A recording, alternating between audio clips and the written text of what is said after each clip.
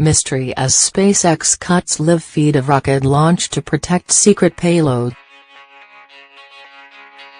This is a monumental responsibility. ELON reigns. The secretive Zuma craft, believed to be a satellite, was built by aero defense group Northrop Grumman after an unknown branch of the U.S. government pumped millions into the launch. Lon Raines, Northrop Grumman's communications director, said, "The Zuma payload is a restricted payload. It will be launched into low Earth orbit." Millions streamed the launch online, but the feed dramatically cut out before viewers caught a glimpse of the Zuma craft, leaving some confused. One Twitter user said, "I was enjoying watching until you cut the feed prior to stage 2, T2.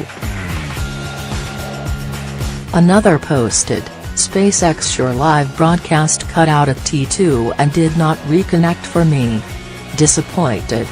The Zuma craft was launched from SpaceX's Falcon 9 rocket at the Kennedy Space Center, in Florida. Its launch was successfully carried out following a series of delays earlier this week.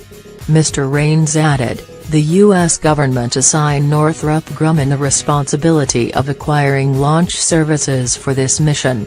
We have procured the Falcon 9 launch service from SpaceX.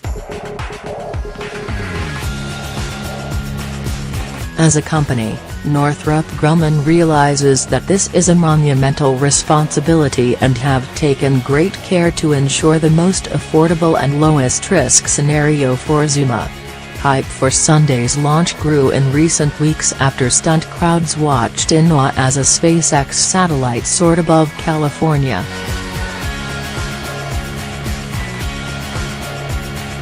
The phenomenon even sparked fears among some that aliens were about to make first contact.